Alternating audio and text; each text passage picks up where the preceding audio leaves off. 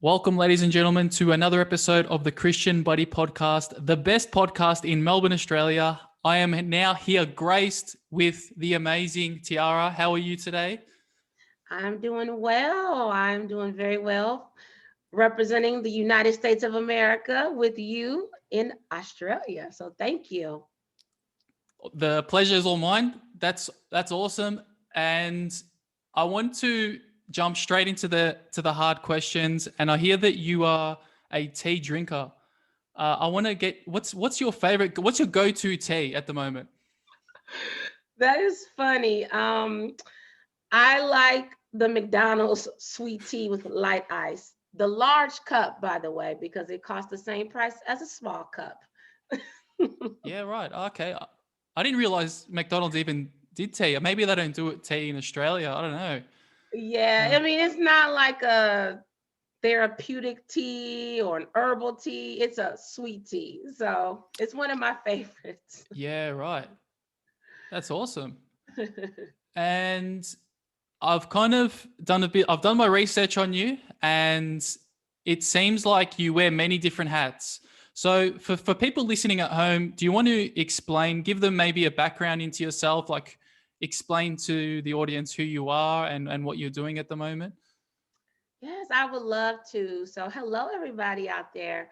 So, again, my name is Tiara M. Tucker. I like to say that I actually am the wearer of many tiaras to go off of my name, but I consider myself to be, just a woman who's passionate about many different things, and I've had different experiences along my journey. So, when asked, what do I do?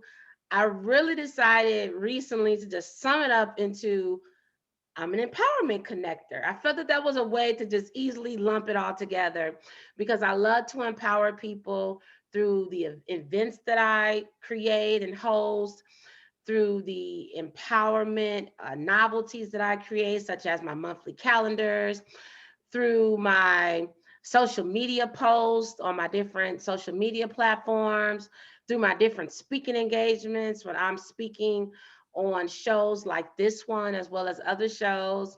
And also, I'm the founder and CEO of my own PR firm called Tiara PR Network.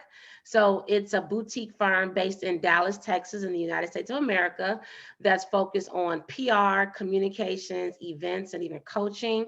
And then I'm also the founder and president of my own nonprofit organization called Speak That Movement, which is an organization on a mission to equip and empower professional women in business along their journeys of dreaming or realization so that we can unapologetically use our voice, walk in our purpose, and live our best lives. And along those journeys, I recognize that we're dealing with certain things such as mental health and social injustices. So my goal is to help to combat those along the journeys. So that's a little bit about me. I have a 16-year plus corporate career, and I just really love to be an advocate for the community, focus on social justice, mental health, and live my best life. Wow, that's awesome. That's cool. And you touched briefly there on mental health, and I'm a big believer of meditation myself. Do is there any? How do you stay sharp mentally, or how do you, I guess, yeah, uh, help yourself mentally? In And I did see some of your videos on meditation. So I actually was introduced to the concept of mindfulness back in 2019. And when I was introduced to it, I mean, obviously it wasn't anything new on the scene, but for me, it was new and the timing was great because I was just going through a period in my life where, mentally, I was dealing with anxiety and things like that. I was living my best life, but then I also was having moments where I'm like, okay, what's going on here, right? So I was introduced to mindfulness when I took a trip to Denver, Colorado.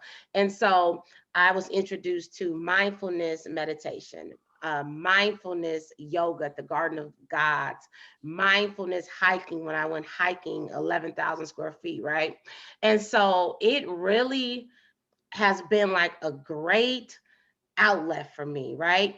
And also when I was in Denver, I was staying at this home, and every morning and every evening I would go into the closet in this Airbnb home I was staying in, and it was a huge walk-in closet, and I turned it into a prayer closet while I was there, because I was in Denver just soul searching and just trying to, really think about my purpose and things like that.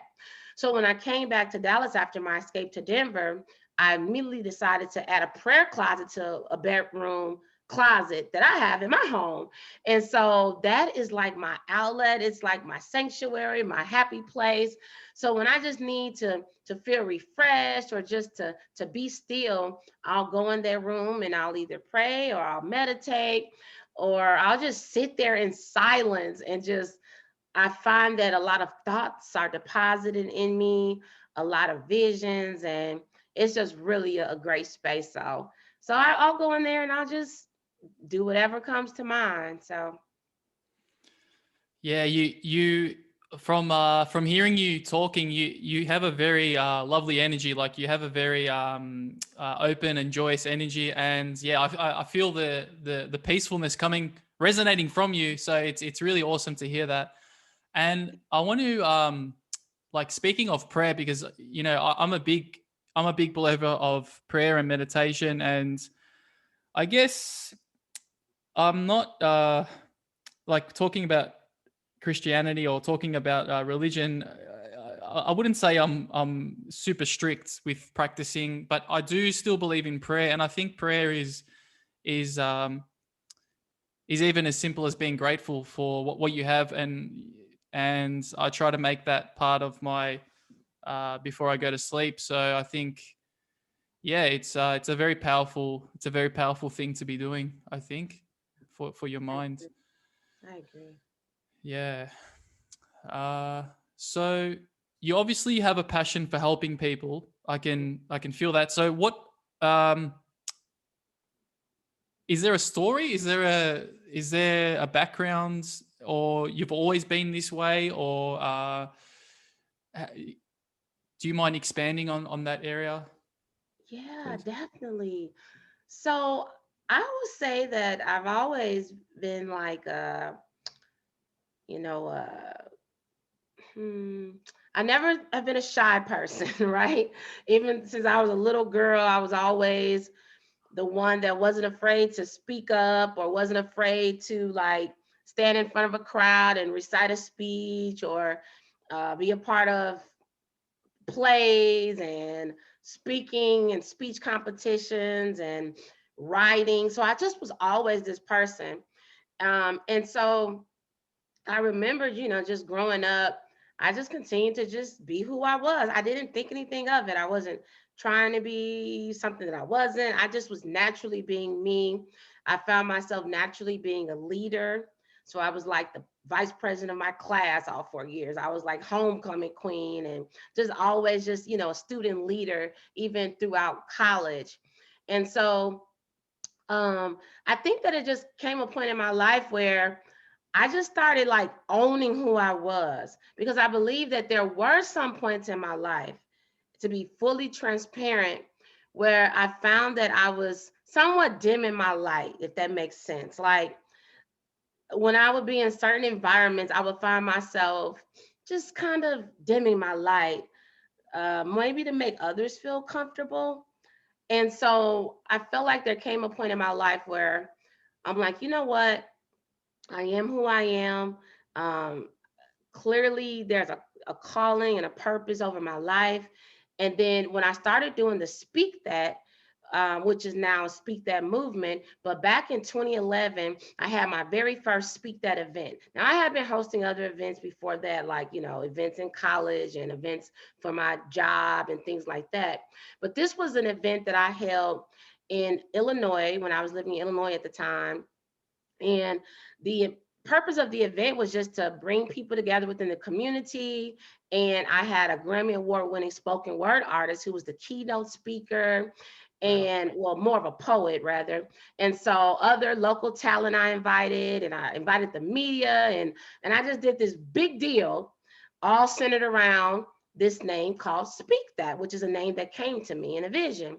So people came, and I remember when the people performing would say things that was just empowering or inspiring or motivating, people in the audience would just yell out, "Speak that," because the words were so empowering.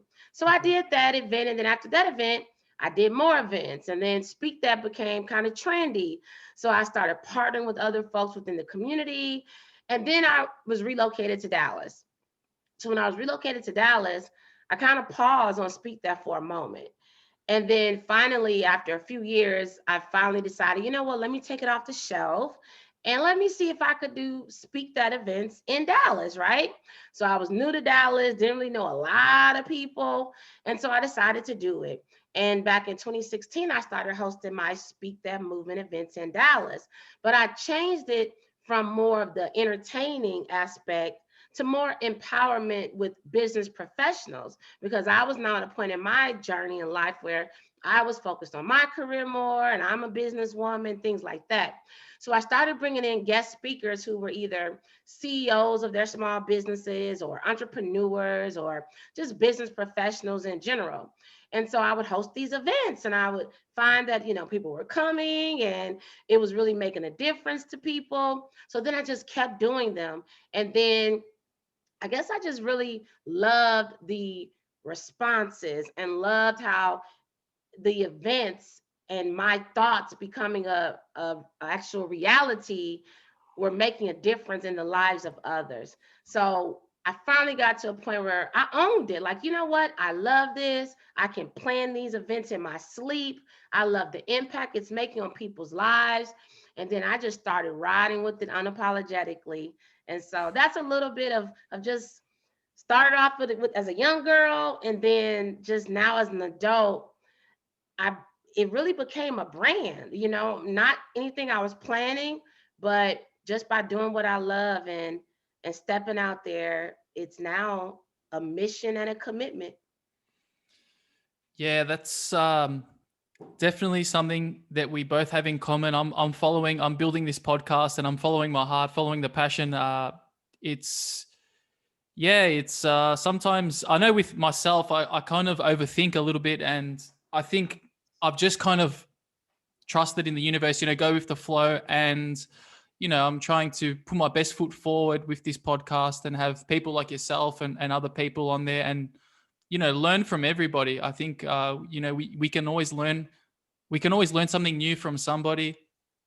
Yes, Yeah. And absolutely. yeah. And to your point, I just want to add that one of my mottos is strive for progression, not perfection.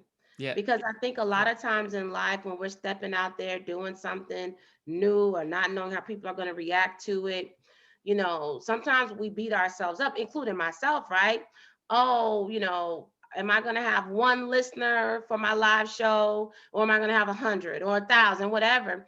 And I feel like sometimes people get discouraged when they're looking for that huge milestone so quickly. But what I've learned to do along my journey is to embrace the baby steps.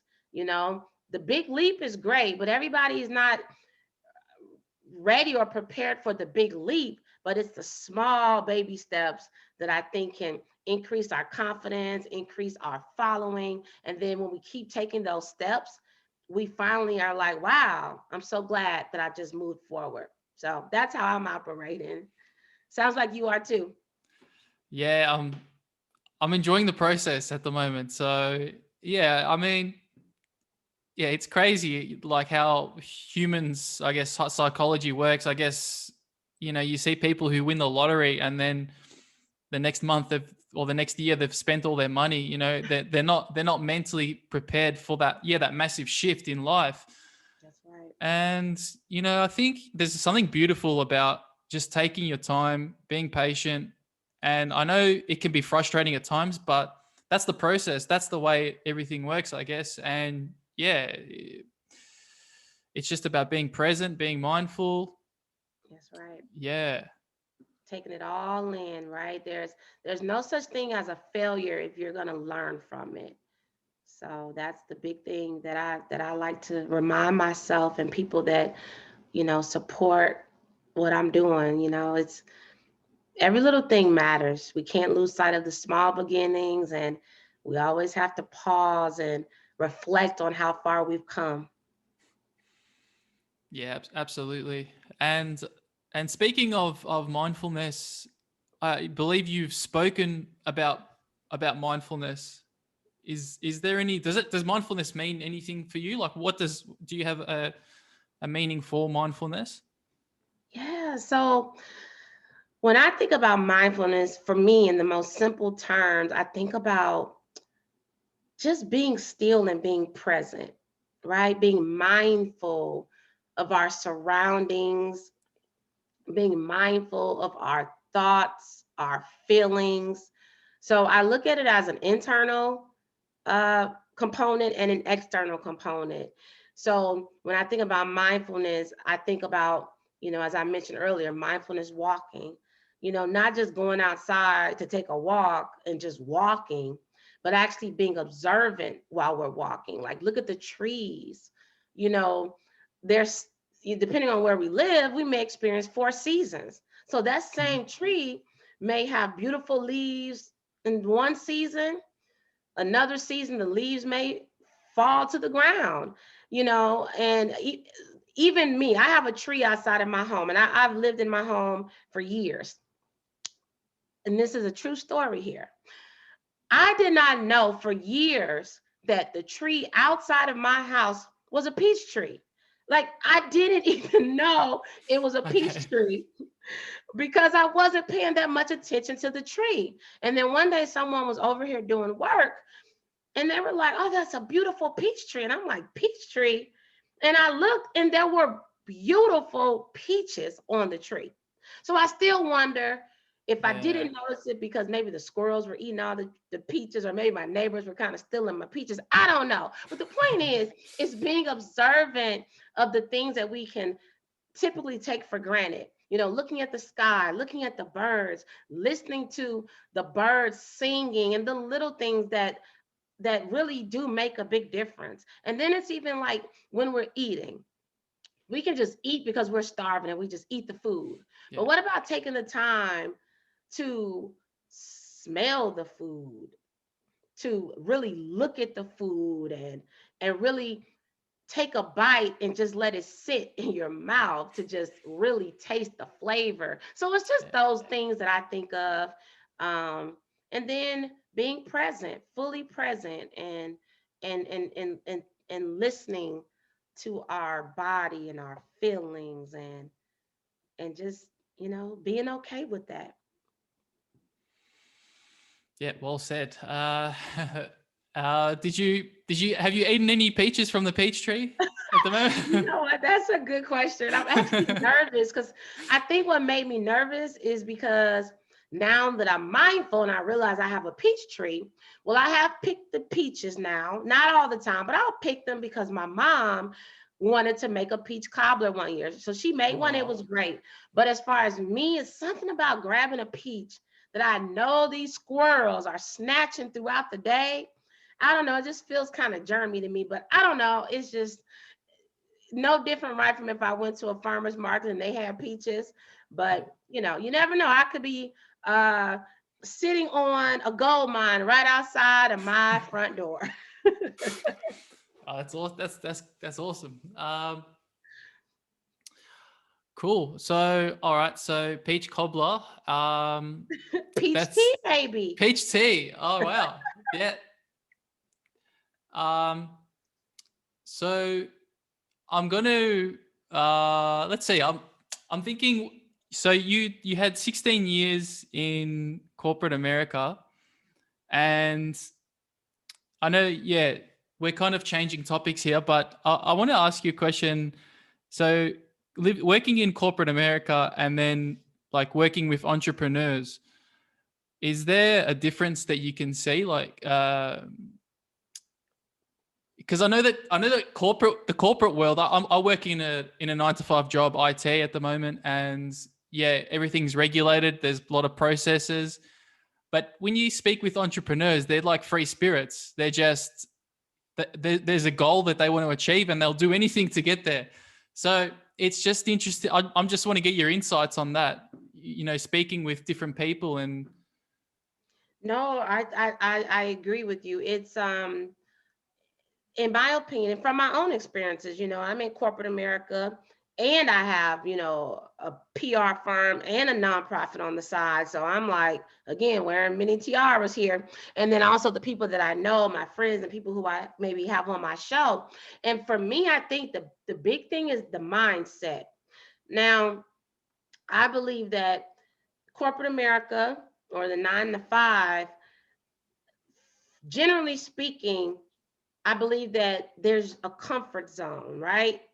Like, there's a comfort in knowing that you work your shifts, or if your salary, you work the time you're supposed to work, and the promise back to from the company is that you're going to get a paycheck.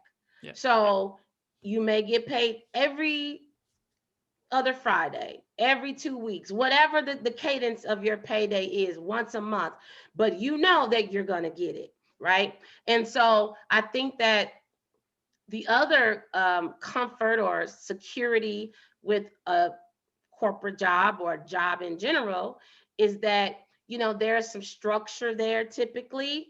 Um, Maybe if you're not the leader or the CEO, there are people who kind of help direct you and manage you and hold you accountable.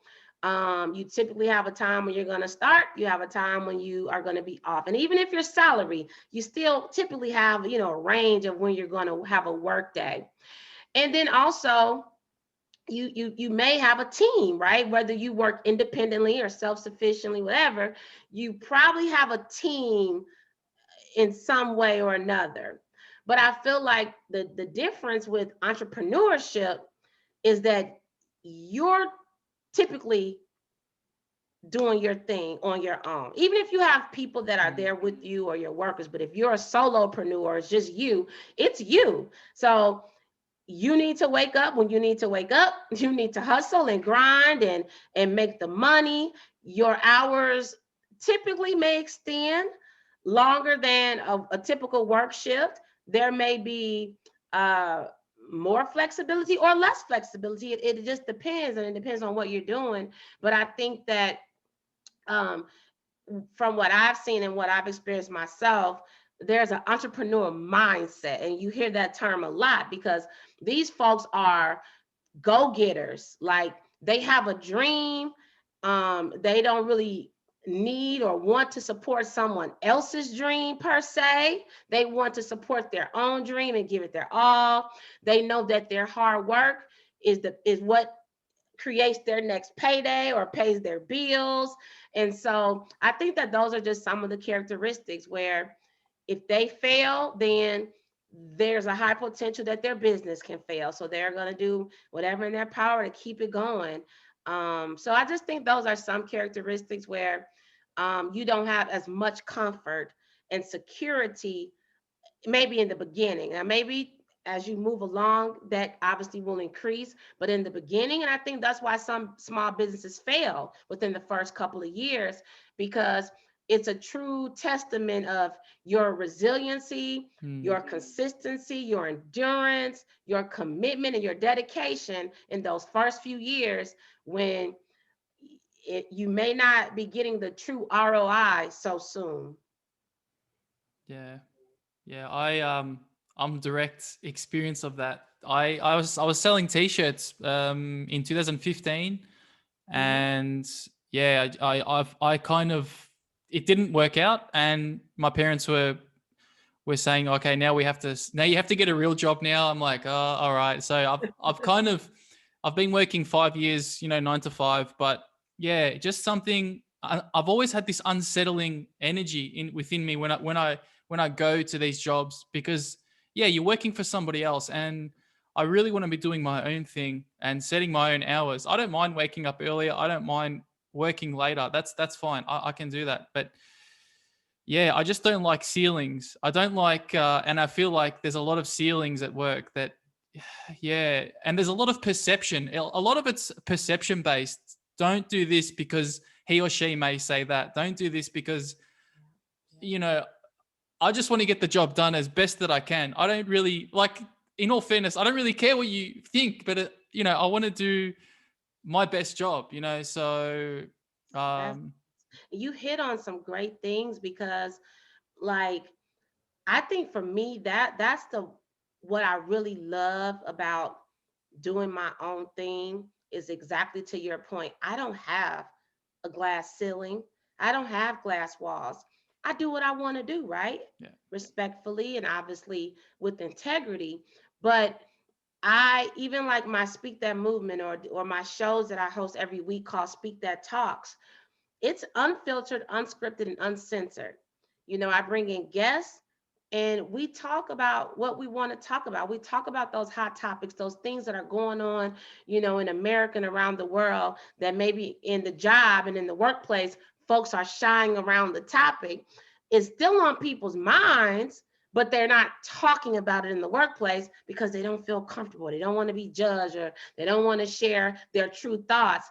And that's actually how my show was created during the global pandemic last year. And, you know, we were dealing with social injustices and we were dealing with just so much going on. And so one day I said, you know what?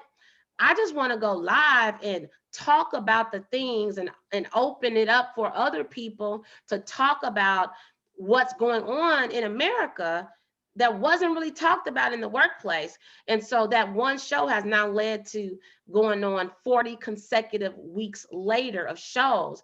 But I say that to your point is that I don't have restrictions. You know, now I'm not going to lie. When I first started it, I was like, oh my God, what if people in the workplace see this? Now, granted, I'm not saying anything on the shows that I would be embarrassed by or I would regret. I'm not doing that. But the point is, there's so much freedom in doing what I love, allowing people to talk about the things that they don't necessarily want to or feel they can talk about, say from 9 to 5. And so I agree with you. That just, I believe, you know what? Scratch the glass ceilings. They are shattered in my life. yeah.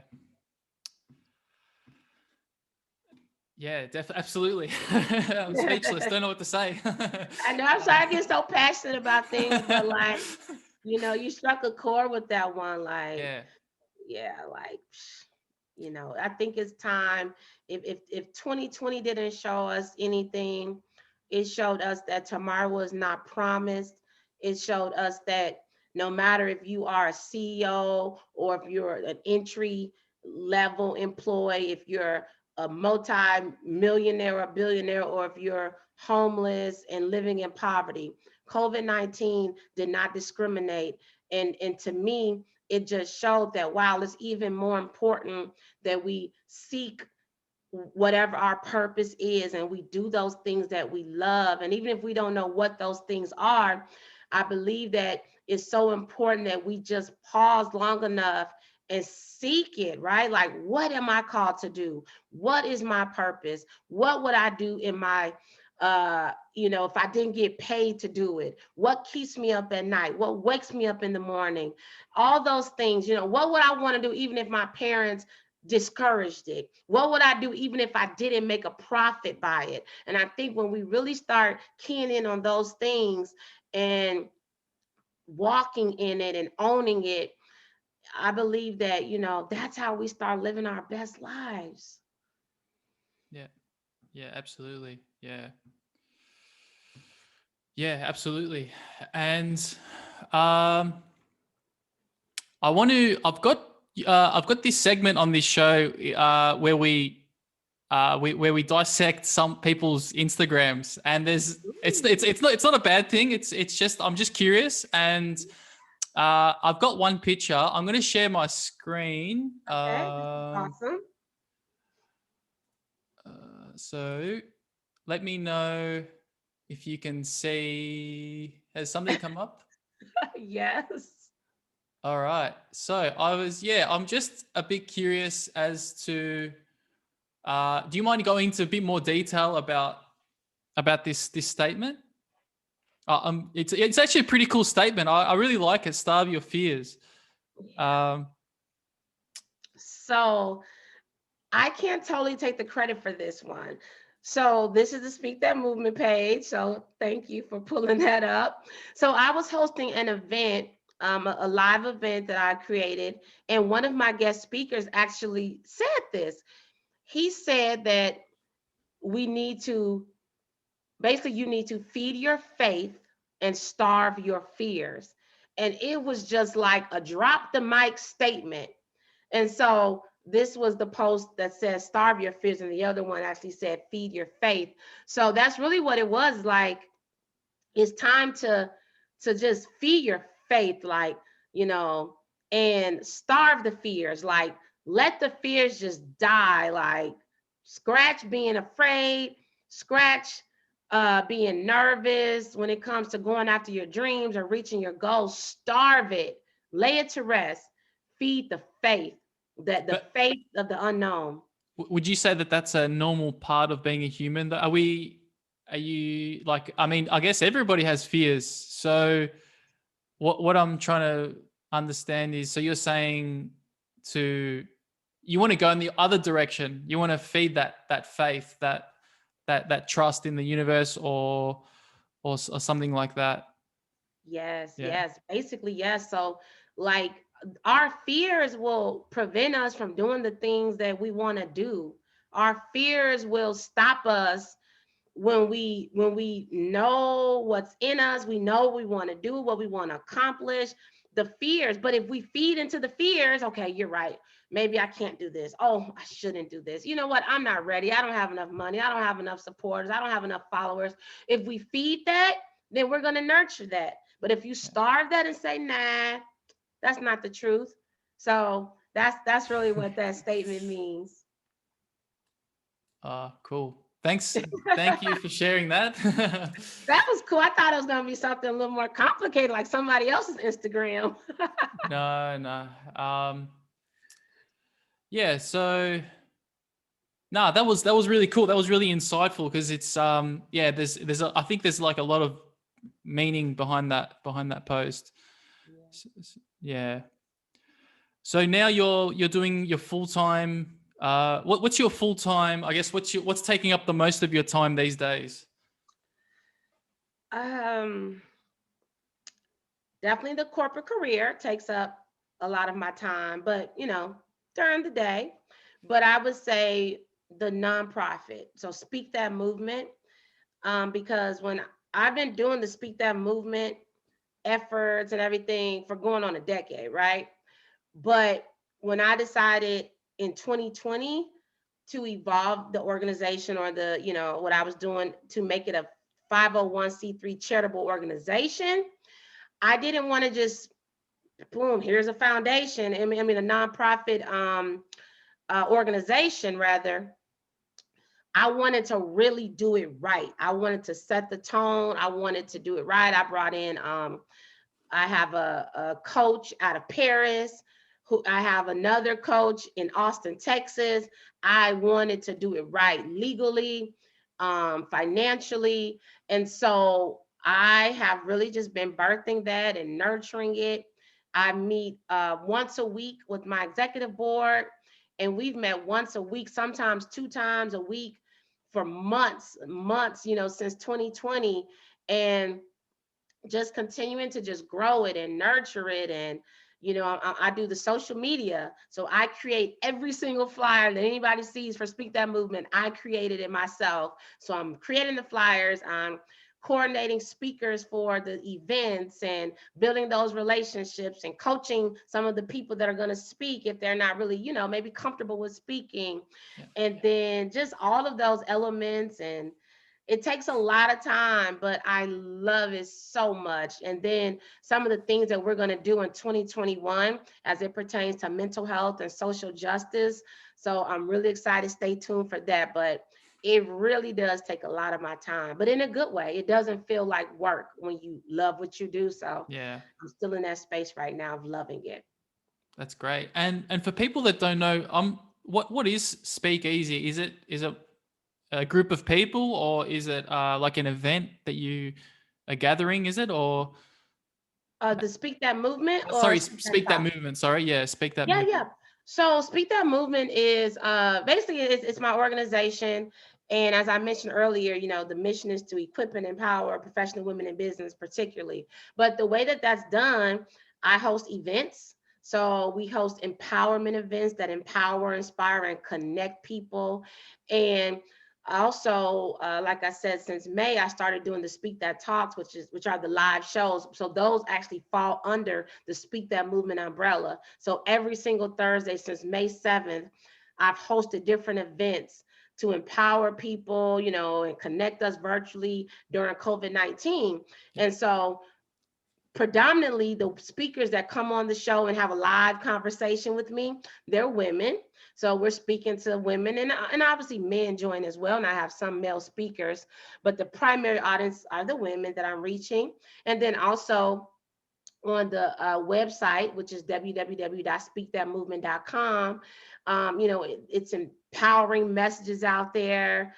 All of the social media posts feed into the website, so people can just go to the website and get empowered or inspired or motivated, whatever Yeah. that might be. And then also the novelties, like I create a calendar so that throughout the year, people can just refer to this calendar to just kind of keep them going as they're going after their dreams and goals. So pre-COVID, yes, we did come together. I would host events at venues, but during COVID, all of the events have been virtual. So, Mm. but Are you yeah, that's are you what it. adjusting to that, or is that? Yeah, honestly, although we all know COVID itself is like a monster, we all wish it would go away. But the quarantine life aspect of it and the being forced to be still really is what helped take a lot of my things to the next level. Because previously I was doing my events at venues, so that means what? Only people that live in the area can attend.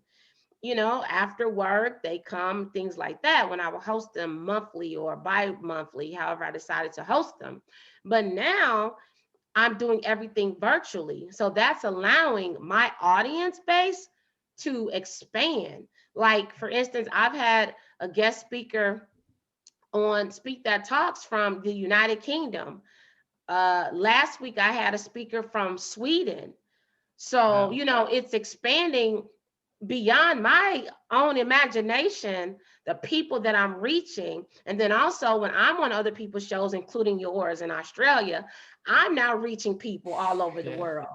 So, Yeah. I can't complain about that part. Yeah, it's amazing, the internet. It's connecting everybody. It's connecting It everybody. is. So yeah, it's really cool to think of it like that. Yeah. It really is. You mentioned something at the start of the interview that kind of got my attention, and it was something like your former self. You used to uh, you wouldn't want to dim. You Yeah. had to dim your light for other people. I wanted to. What do you mean by that? Like, is that? Yeah, I'm just curious about what you mean by that. Yeah.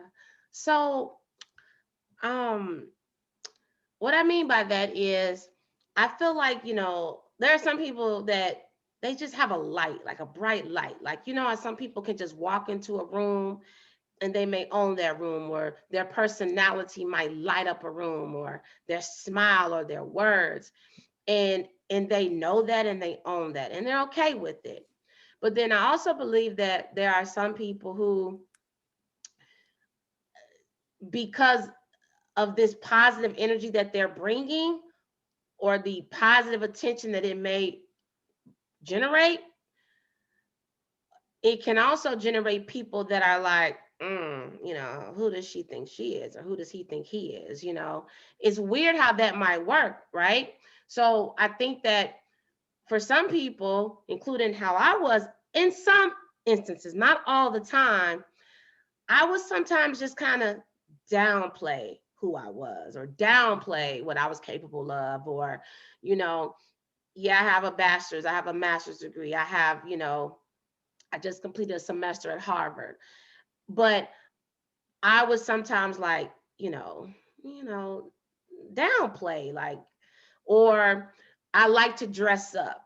like right now, it's midnight where I am. Oh, wow. and and I like put on a shirt, some earrings, a hat, because that's me. But there would be instances where I would go to certain places, and if some people would be there, because they probably weren't going to be dressed up or fancy, I would downplay myself more so to be where they were, to make them comfortable. And I think it hit me once in particular. I remember my stepfather, he told me, like, listen, don't you ever stop being who you are to make other people feel comfortable. You be who you are, you be the light. And so that was something that really sparked something in me. And so that's what I mean, that some people just, and it's not about like, okay, being humble or being arrogant. It's just about being willing to let your light shine bright, Yeah. and that's really that. Yeah, I want to share my experience on that thought. And yeah, I play a lot of competitive tennis, and as I've progressed in playing tennis, my mindset's evolved. And there's one thing that stands out when you play tennis is that you need to take the shots. You need to take the shots for what you are, because if you don't take the shots on, then you're not going to win the point. And I know it sounds a bit silly, but I take that mindset into my personal life, into into my corporate workforce, or my YouTube podcasting. Yeah, I'm just going to be me, and I know that people may not resonate with the energy that I'm putting out, but I still forgive you as a person. Like I'm still going to try and be your friend. I'm not going to let you walk over me like a doormat, but I'm still going to be peaceful and respectful of who you are as an individual. But yeah, I'm going to be me. You have to be. At the end of the day, you only live one life. I mean, you have to be yourself. So That's yeah, really, you're being your authentic self, and just being who you are, because there are enough people that will be attracted to our energy and our authentic selves, and our using our authentic voices.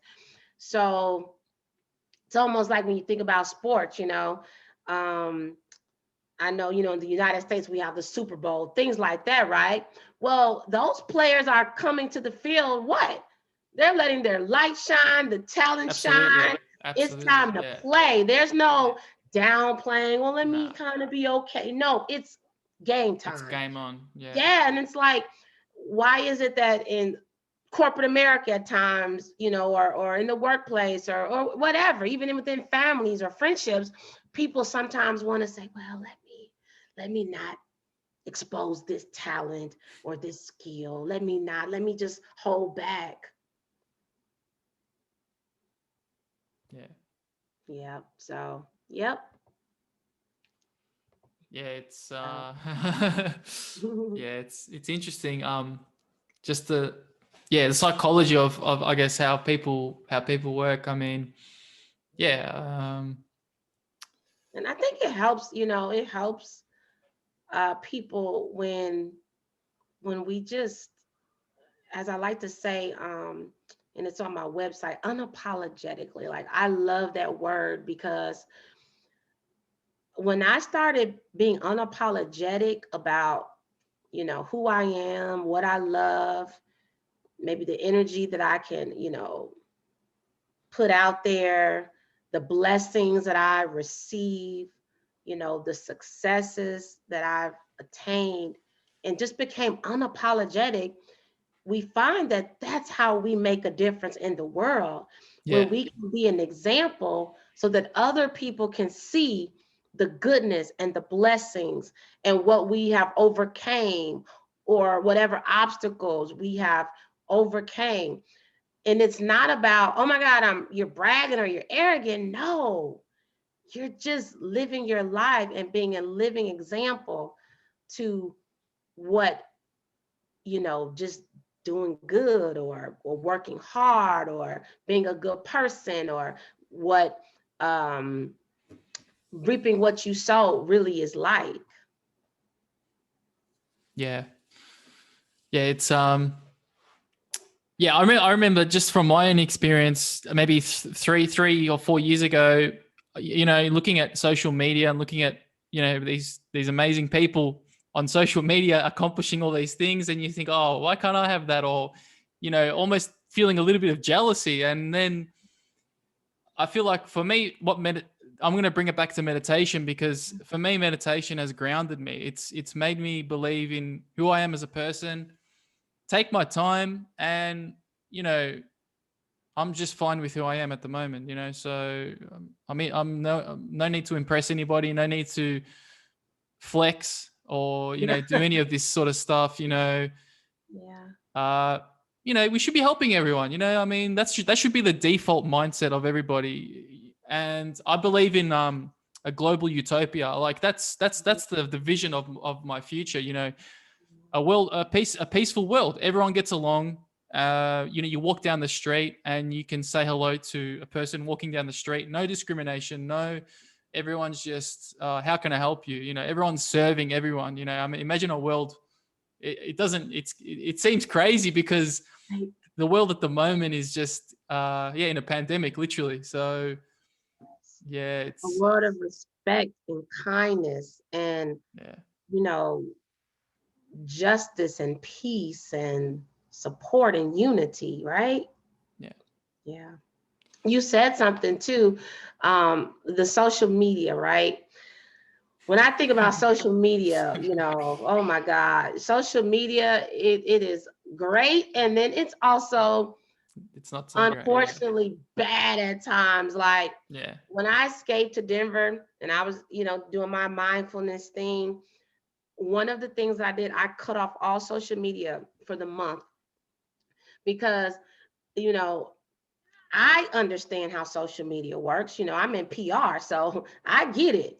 But at the same time, it's unfortunate that some people really don't understand the fakeness of social media, right? yeah, And people are sometimes striving to have the lives of people that they're seeing that's really not even a real life. Like these people yeah, are photoshopping pictures and getting that perfect shot, and sometimes not even in their own homes or by their own cars or just different things like that. And that's not everybody, but and it's just unfortunate, especially I think for our young people, that they're seeing these things and then they're getting a false reality. And that's why I love when people like you, myself, and others are being who we are, still trying to make a difference. And it's not about being super duper rich and having this mansion that the average person may never have. But what are you really doing for people? What yeah. are you doing to really make a difference? Like, so kind of like you said, goes back to those beautiful traits of human beings that are so wonderful. Yeah, absolutely. Yeah, we are. Yeah, social. Yeah, so yeah. To your point, social media is, there are definitely benefits. Staying in touch with people, but I think it's too easy to be fake, but it's also too easy to hate. There's like, it's so easy to hate, and I think most of all the hate on social media, it wouldn't be, you wouldn't see that in the real world. Like people wouldn't just go up to you and say whatever, like something hateful. True. Uh, so, but I don't know how I don't know how you would control that sort of problem. It's a big issue. Like I know a lot of celebrities and a lot of people are getting all these hate from random people. It's pretty sad when you think of it. It's like, yeah, people need meditation, or they need some sort of faith or some sort of, to, I guess, straighten the mind, or just, be present, I guess, so Yeah, and you know what? I remember, I'm sure it was in a book. I don't know the name of the book, but I just remember reading, I do remember the name of the book. It's the top 10 distinctions between The Middle Class and Millionaires. Amazing book. But I remember the book, and I'm going to paraphrase this, but it spoke on how like certain classes of people don't waste their time like gossiping, or they don't waste their time on things that, you know, don't add any value. And so I bring that up because I think when people just have that much time or that much energy to like feed into like just negativity and hate and, and just spend so much time uh picking on other people or bullying other people, it's like, what else are you doing in your life, right? Like, what else is consuming your time? Yeah. Do you have a happy life? Do you have a joyful life? Like, because it kind of can be, in my opinion, it would be a little challenging to just have this amazing, wonderful, positive life where you're just doing all these things that you love, but then you're like, you're just hateful and, just spending all this time being evil. And it happens. I know it does. But I think there's something within people that makes them do those things and just commit to things that just don't make you feel good or other people feel good. Yeah. It's a shame. Yeah. Yeah. But yeah. Oh well. Look, on that note, I think I might I think I might finish the conversation here. It's been lovely speaking with you, Tiara. I know it's late where you are, so so It's been awesome. I thank you for having me on, and it's been a great conversation for sure. thank you. And if people want to reach out to you, what's the best place to reach out to you? How can they reach out to you? I would love for folks to reach out to me. So you can go to my website, which is speakthatmovement.com, www.speakthatmovement.com. You can learn more about me. And then also all of my social media handles for Speak That Movement are on the website. And then there's also an option where you can contact me on the website. But then I also have my Tiara PR Network website. Same thing, has all my social media info there if you want to learn more about me or reach out, or maybe you heard something today and you're like, I want to hear more. I want to dig deeper. I want a one-on-one conversation. Well, you can go to the Tiara PR Network for that. But I'm also on social media. So I'm on LinkedIn, Tiara M. Tucker. I'm also on Facebook. I have a Facebook like personal page, and I have like a Facebook business page, but they both are called Tiara M. Tucker. And then also I'm on Twitter.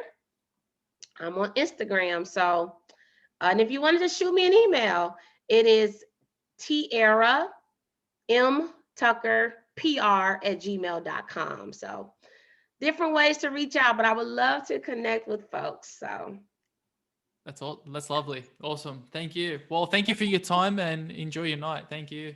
thank you so much. And everybody out there, listen, don't give up. This is your year. Dream it, believe it, speak it, and walk it. And thank you so much, Kristian, for all that you're doing.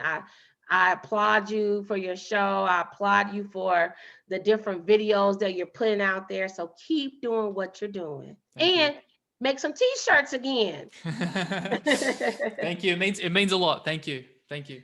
My pleasure. Take care. Thank you.